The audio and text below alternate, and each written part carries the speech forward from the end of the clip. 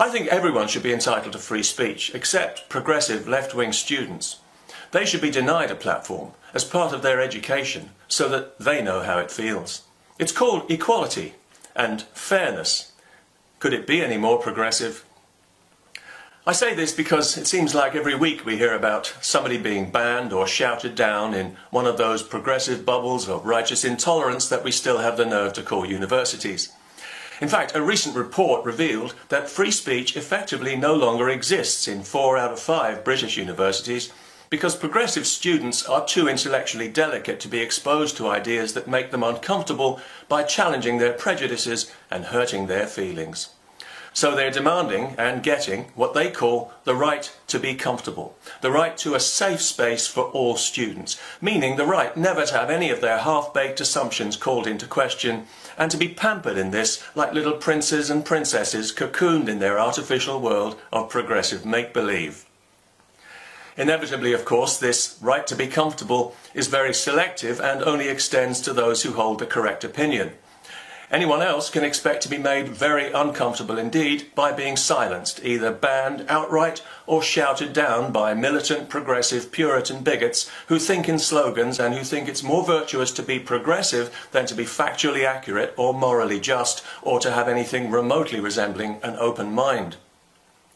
Now, it's bad enough that this is happening in our society at all in the 21st century, but it's happening in universities, the cutting edge of our entire civilization, and that makes it many times more damaging and dangerous. Yet the authorities are simply allowing it to happen for reasons best known to their common purpose, whatever that might be, and they are not doing their job.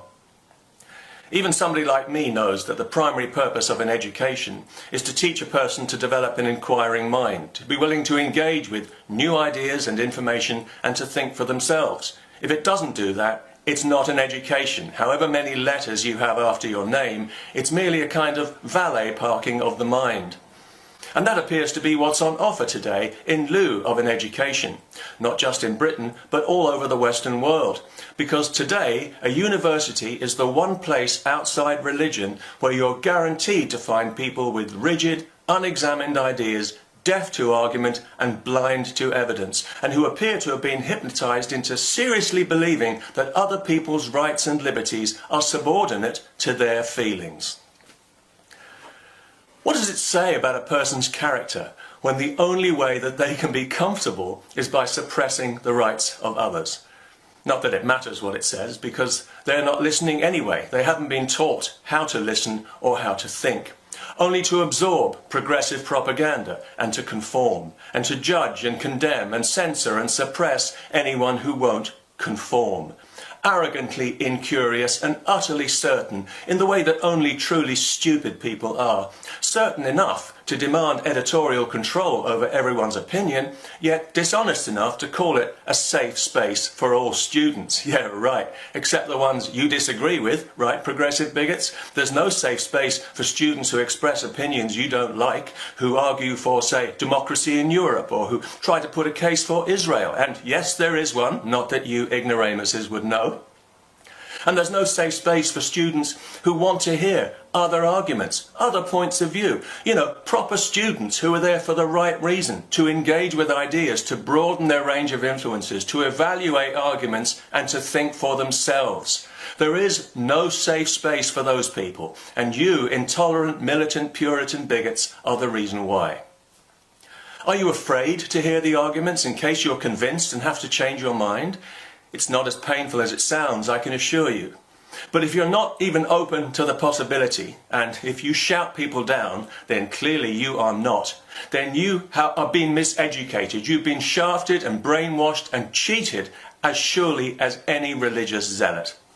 You're even too arrogant and stupid to see that every time you shut somebody up, you indict yourselves personally. You show your smallness and your fear, and you generate contempt for yourself as an individual that you will wear as a public stain on your character for the rest of your life, because when you finally grow up 10 or 20 or 30 years from now and decide that you want to live down this despicable behaviour, you won't be allowed to. The crime is too great, the betrayal is too fundamental. We can all see now exactly who you are and how low you are prepared to sink.